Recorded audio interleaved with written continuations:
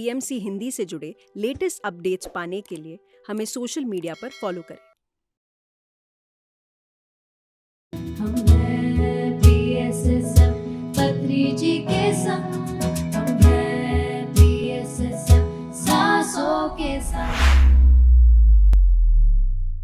नमस्कार दोस्तों, मैं हूं हरदीप कौर दुआ और आप देख रहे हैं हम हैं PSSM। जैसा कि आप जानते हैं कि हम हैं PSSM में हम आपके रूबरू कराते हैं ऐसे पिरामिड मास्टर्स को जिनकी जर्नी को सुनकर हम ना केवल मोटिवेट होते हैं बल्कि हमारी ज़िंदगी में बहुत ही क्लैरिटी आती है और ध्यान के प्रति हमारा रुझान भी बढ़ता है। तो आज हम आपसे मिलाने जा रहे हैं सुनीता अग्रवाल जी को, जिन्होंने एक छोटे से कस्बे से स्टार्ट किया, बहुत ही धीरे धीरे प्रोग्रेस किया ध्यान में, और उनको कोई आइडिया नहीं था कि आनापानासती ध्यान क्या होता है। सिंपल सी होम मेकर थी, लेकिन एक सिंपल होम मेकर कैसे आनापानासती ध्यान से अपने पर्पस ऑफ लाइफ से कनेक्ट हुई, कैसे उन्होंने अपने ध्यान के इस एक्सपीरियंस से इतना प्रचार और प्रसार शुरू किया, आइए जानते हैं उन्हीं की ज़ुबानी। नमस्कार मैम, आपका बहुत बहुत स्वागत है हम हैं PSSM में। मैम, जितनी हमारी आपसे वार्तालाप हुई है, हम चाहते हैं कि आप दर्शकों को कुछ अपना पास्ट, अपने बारे में, अपने बचपन के बारे में बताएं कि आप शुरू से कैसे थे। ज़रूर मैम। मैं बेसिकली वाराणसी से थी और वहीं मेरा स्कूलिंग, पढ़ाई लिखाई, कॉलेज सब कुछ वहीं हुआ। मैं एक पंजाबी फैमिली से थे, अरोड़ा फैमिली से, और मेरे फादर आर्य समाजी थे, मेरे दादाजी बहुत कट्टर आर्य समाजी थे। तो हमारे यहाँ हर सुख दुख पे गायत्री का हवन ही होता था। बट मदर मेरी जो थी वो थोड़ा रिलीजियस थी, वो कृष्ण को मानती थी। गंगा स्नान जाना, कार्तिक में स्नान करना, ये सारी चीज़ें भी हमने अपने बचपन में देखी। तो कहना चाहिए मिक्स कल्चर था घर में। बट मैं शायद 14 साल की थी और मदर मेरी काफ़ी उस समय बीमार हो गई और उनके एक ट्यूमर था जो कि प्रॉपर ऑपरेशन हो गया PHU में और सक्सेसफुल था। तो ये हुआ था कि वो अब घर आ जाएंगी 2-4 दिन में। बट अचानक उनको हार्ट अटैक आया और वो कोलैप्स कर गई, नहीं बची। तो वहाँ से हमें एक बहुत झटका लगा, एक लाइफ के प्रति बहुत निगेटिविटी आ गई कि क्यों हमारे साथ ऐसा क्यों हुआ, हमारी मदर इतनी जल्दी क्यों चली गई। तो वहाँ से फिर लाइफ एंड डेथ के क्वेश्चंस मेरे मन में तब से ही, बचपन से ही उठने लगे थे। और मैं अपनी डायरी में लिखती भी थी। उस समय मैं 9th में थी, तो मैंने अपना साइंस पढ़ना चाह रही थी, मैं डॉक्टर बनना चाह रही थी। बट मेरे फादर ने कहा कि नहीं, अब वो पॉसिबल नहीं है, आप साइड चेंज कर दो। तो मैंने फिर अपना आर्ट्स सब्जेक्ट लिए, चेंज किए, अपने सब्जेक्ट्स चेंज किए। और चूँकि घर में उस समय 2 बड़े ब्रदर थे और ज़्यादा कोई लेडीज़ नहीं थी, तो मुझे एक बचपन से ही लायबिलिटीज़ अपने घर में पेरेंट्स, सारी रिस्पॉन्सिबिलिटी मदर की आपके ऊपर आ गई। छोटी सिस्टर थी, सब कुछ था। तो वो एक लायबिलिटी, मुझे अपनी रिस्पॉन्सिबिलिटी बचपन से ही महसूस होती थी और मैं उसको पूरा जी जान से फुलफ़िल भी करने की कोशिश करती थी। तो इस तरह जर्नी चलती रही। और फिर जैसे ही कॉलेज कंप्लीट किया मैंने राजघाट से, कॉलेज से, तो फादर ने बोला अब तो शादी करनी है, क्योंकि मैं अकेला हूँ और मैं चाहता हूँ कि रिस्पॉन्सिबिलिटीज़ अपनी जल्दी ख़त्म करूँगा। तो फिर मेरी फ्रेंड के ब्रदर थे, उनसे मेरी फ्रेंडशिप थी। उन्होंने ऑफ़र दिया, हमने पेरेंट्स को बताया अपने, उन्होंने बोला हमें कोई ऑब्जेक्शन नहीं है। तो मेरी शादी अरोड़ा से अग्रवाल्स में हो गई।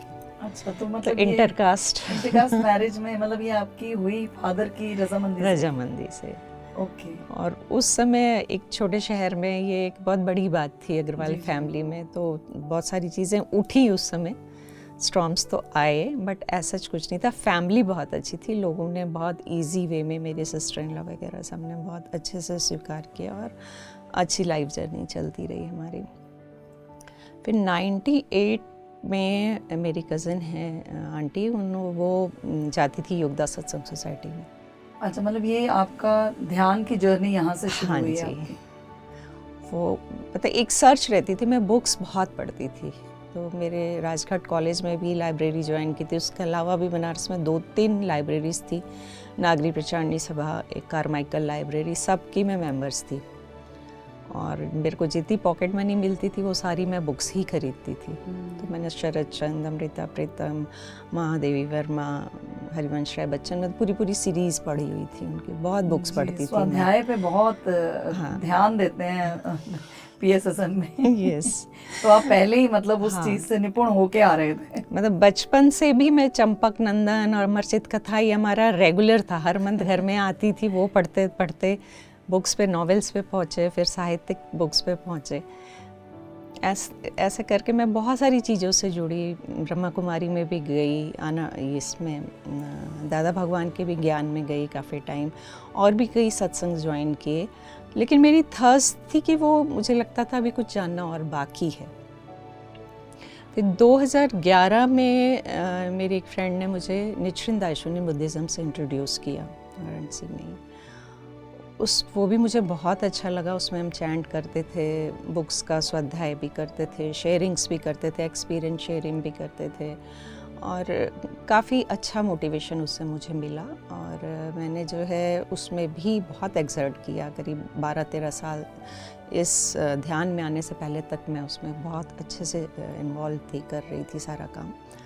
तो वहाँ से भी बुद्धिज़्म से जुड़ने के बाद बेस हमारा एक तैयार हो गया था, क्योंकि उसमें भी सेल्फलेसली अदर्स के लिए चैंट करने के लिए बोलते हैं कि थिंक फॉर अदर्स, सोसाइटी के लिए, सराउंडिंग के लोगों के लिए।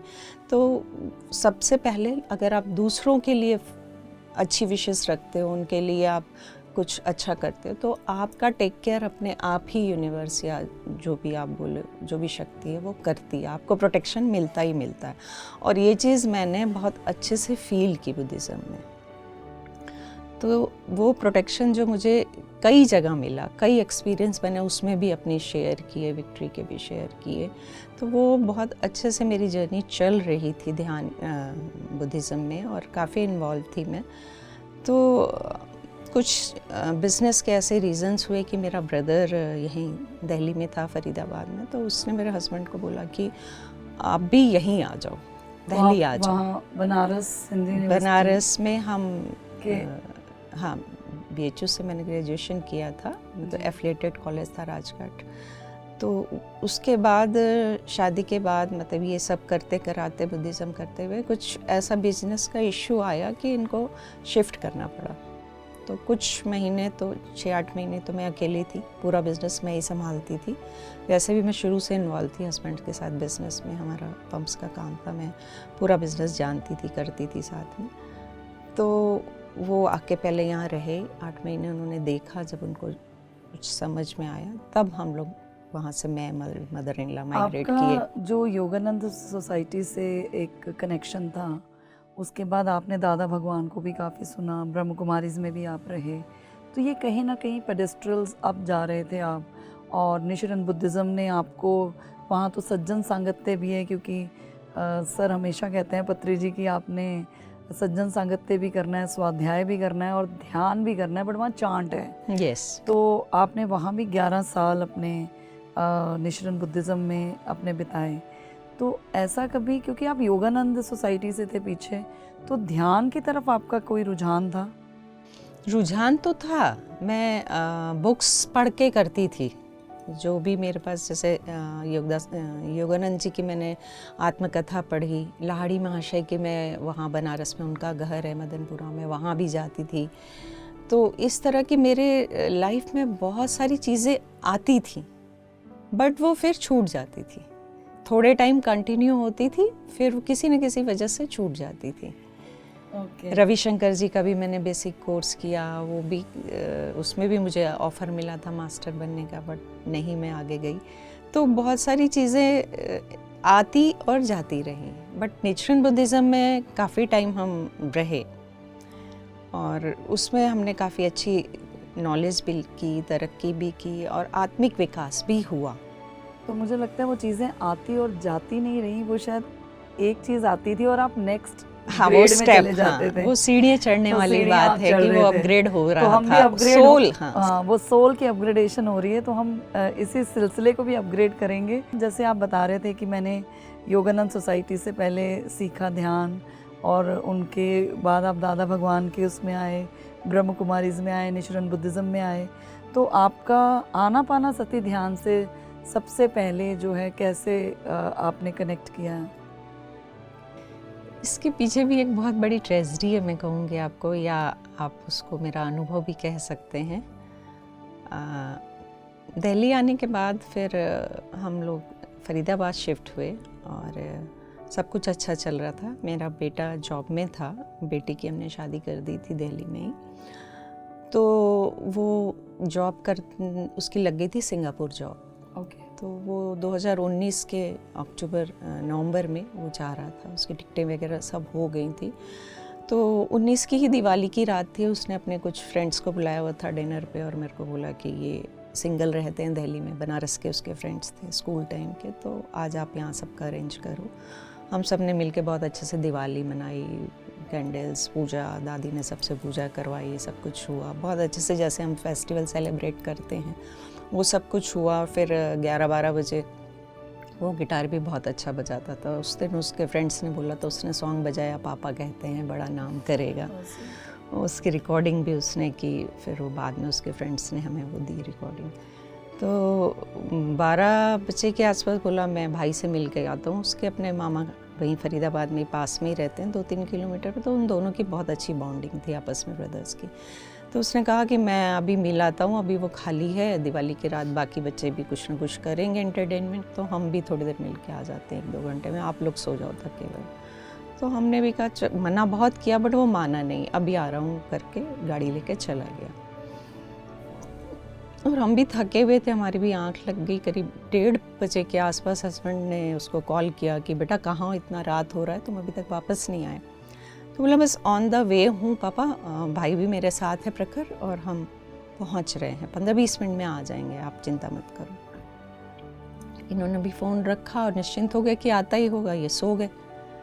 करीब 3 बजे के आसपास फिर बेल बजी, डोर बेल, तो मैंने कहा कौन आ गया इतना, मुझे लगा अमन ही आया होगा। तो मैंने खोला तो 2 लड़के खड़े हुए थे गेट पे। मैंने पूछा भाई क्या बात है, कौन है आप? तो उन्होंने बोला कि मैम ये गाड़ी नंबर आपका है। मैंने कहा हाँ। तो बोले कि आप घबराना मत, एक छोटा सा एक्सीडेंट हो गया है और आप चलिए, मैं आपको छोड़ देता हूँ हॉस्पिटल, क्योंकि पुलिस है नीचे, आपको बोलिए चलने के लिए। मैंने कहा ठीक है। फिर मैंने हस्बैंड को उठाया, थोड़ा हम लोग ने कुछ प्रिपरेशन की और गए। मुझे लगा भाई हाथ पैर बच्चे हैं, कुछ हो गया होगा तो हॉस्पिटल से वापस आ जाएंगे, और यही सब सोच के हम वहाँ गए। बट वो ऑन द स्पॉट ही बहुत भयानक एक्सीडेंट था। उस समय काफ़ी ज़्यादा उसकी सारी कवरेज भी हुई थी फरीदाबाद के हर पेपर में, और बहुत एक साथ भाई का बेटा और मेरा बेटा दोनों इस वर्ल्ड को छोड़ के जा चुके थे। वो बहुत ही बैड एक्सपीरियंस था, बहुत ही शॉकिंग था हमारी पूरी फैमिली के लिए, मेरे लिए। लेकिन अब बस यही है कि जो हो चुका उसको आप लौटा नहीं सकते, चाहे आप कितने भी एफर्ट कर लो, कितना भी रो लो, कुछ भी कर लो, जाने वाले कभी वापस नहीं आते। इस चीज़ को मैं समझ रही थी, क्योंकि मैं बुद्धिज़्म से जुड़ी हुई थी और मुझे कॉज एंड इफ़ेक्ट का लॉ बहुत अच्छे से मालूम था कि बिना किसी कॉज के कोई इफ़ेक्ट्स नहीं आते हैं लाइफ में। तो मैं उस पर अपना चिंतन करती रही, मैं ज़्यादा किसी से शेयर नहीं करती थी। मुझे लगता था कि पहले ही लोग दुखी हैं, मैं और बातें करके नहीं, तो मैं उस चीज़ को अवॉइड करती थी, हर एक को चेयरअप करती थी और समझाती थी। मेरे को लोग पूछते भी थे कि आप ये ऐसे कैसे कर लेती हैं, तो मैं यही बोलती थी कि ये लाइफ एंड डेथ का एक्सपीरियंस ही शायद मुझे ये सीखना था, इसलिए मेरी लाइफ में ये आया होगा। कहीं ना कहीं मैंने ही कुछ ऐसे कॉज किए होंगे, तो मेरे को ये एक अंदर से इनर कॉलिंग आती थी कि क्यों हुआ, लेकिन समझ नहीं आता था। उस समय ही कोरोना का टाइम आया, तो उस समय भी काफ़ी प्रॉब्लम हुई घर में, हम सबको, पूरी फैमिली को ही हुआ था। बट चैंट करते हुए और सबके अपने रिलेटिव्स और फ्रेंड्स के सहयोग से वो पीरियड भी हमारा निकल गया कैसे भी, और उसी समय मेरी एक फ्रेंड है, उसने मुझे ध्यान से जोड़ा। बुद्ध बनो का उस समय जूम पे ही क्लासेस चलते थे, 1 by 1 नहीं होते थे। तो उसने बोला आप ये करो सुनीता जी, आपको अच्छा लगेगा, और मैं कर रही हूँ एक 20-25 दिन से, बहुत अच्छा कोर्स है। तो मैंने ज्वाइन किया बुद्ध बनो नलिनी मैनू का, और वहाँ से मेरी ध्यान की यात्रा चालू हुई। मतलब आपका जो ये एनकाउंटर था डेथ्स के साथ, वो बचपन से था?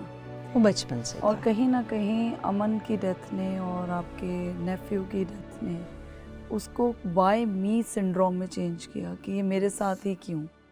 और उसके बाद वो वॉइड जो था वो फुलफिल नहीं हो रहा था, जिसकी वजह से आप ध्यान में कहीं ना कहीं जुड़े। मैम, बहुत सारे ऐसे पेरेंट्स होंगे, ऐसे लोग होंगे, ऐसे दर्शक होंगे जो रिलेट कर पा रहे होंगे और जानना चाहेंगे कि ध्यान के द्वारा, आनापानासती के द्वारा आपने कैसे अपने आप को बाहर निकाला, कैसे अपने आप को आपने प्रचार प्रसार में डाला। तो सुनीता जी, जैसे कहीं ना कहीं वो वॉइड आप फुलफिल नहीं कर पा रहे थे और आप बुद्ध बनों से जुड़े, तो क्या एक्सपीरियंस हुआ आपका फिर उससे आगे? कैसे आपने बाहर निकाला अपने आप को इस शौक से? जब मैं बुद्ध बनो से जुड़ी तो मुझे पहली बार एहसास हुआ कि हाँ, ध्यान करने से भी आपको बहुत कुछ सीखने को मिलता है। सबसे पहले तो इनर पीस बहुत मिलती है, आपके अंदर एक स्ट्रेंथ आती है, आप अपने को समझना शुरू करते हैं।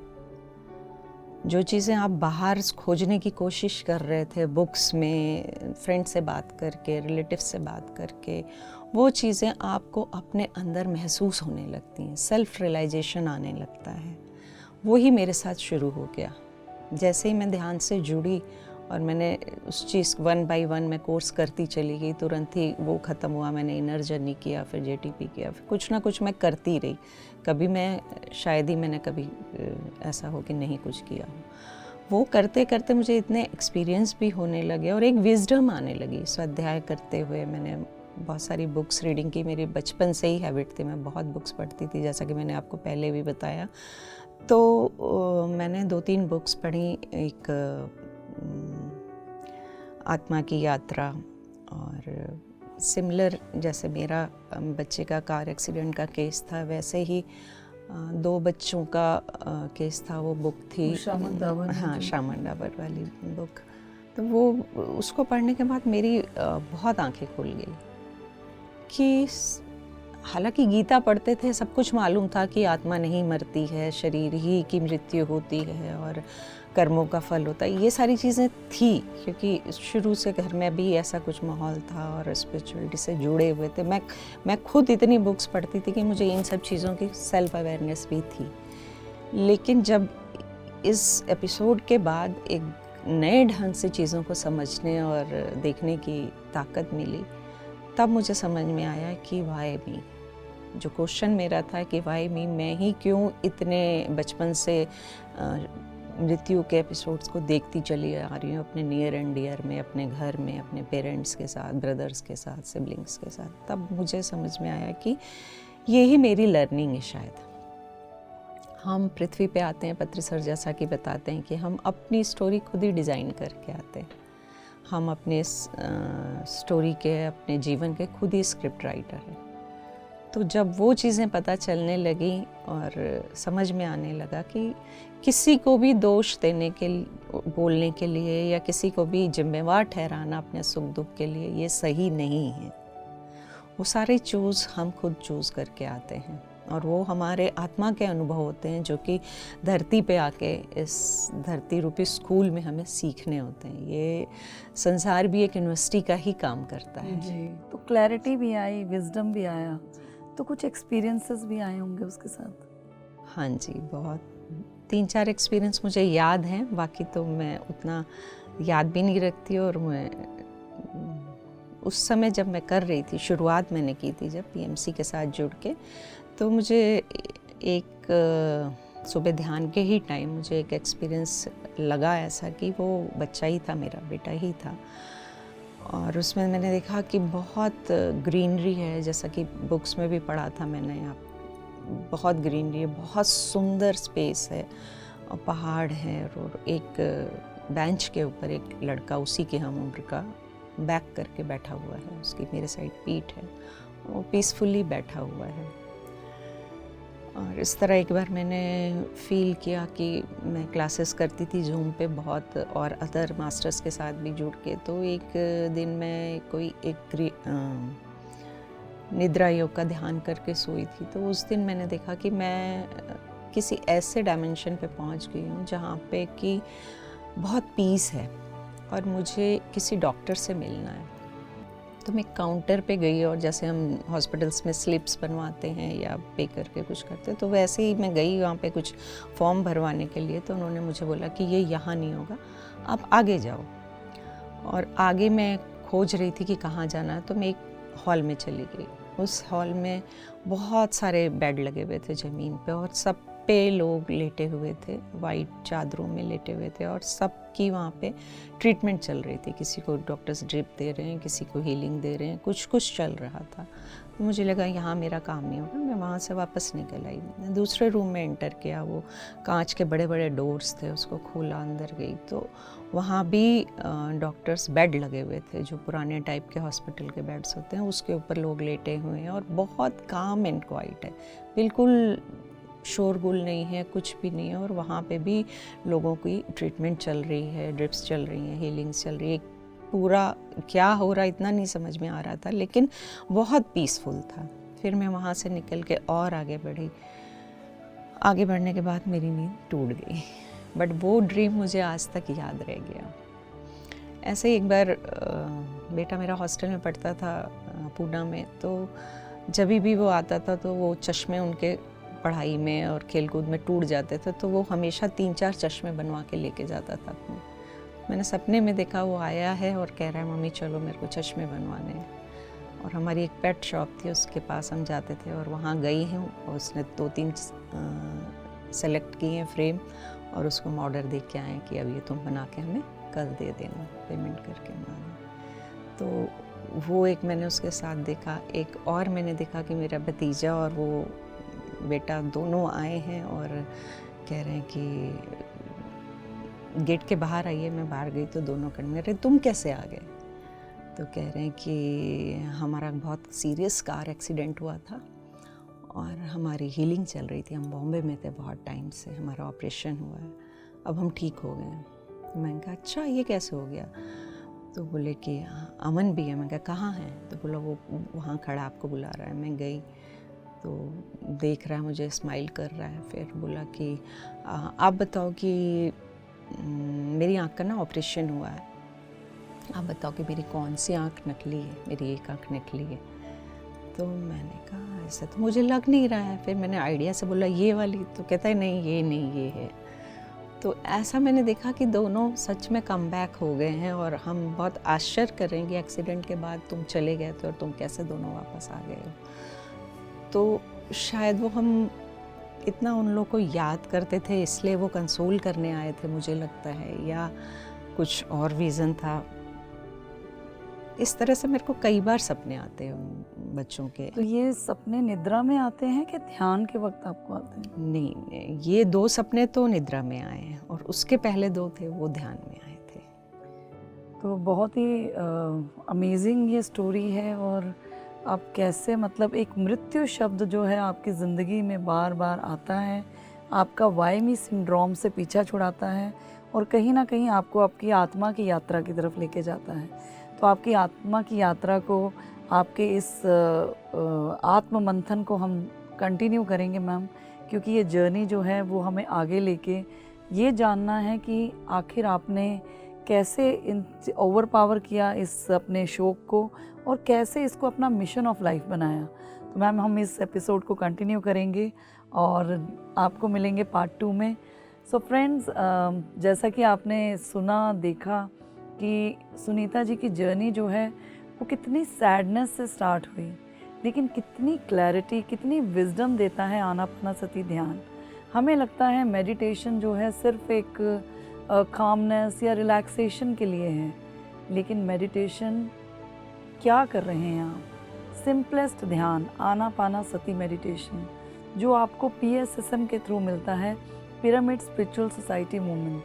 और हम हैं PSSM के इन एपिसोड्स में हम रूबरू ही इसीलिए कराते हैं ऐसे मास्टर्स को कि आपके वाइमी सिंड्रोम से, आपके इन श्रृंखलाओं से जो इतने सारे सवाल हैं, उनसे आपको हम कनेक्ट करा के उनके जवाब जो हैं इनके थ्रू दे सकें। तो हम मिलेंगे एक और एपिसोड में सुनीता जी के साथ। तब तक के लिए नमस्कार। हम हैं PSSM पत्री जी के संग, हम हैं PSSM सांसों के संग।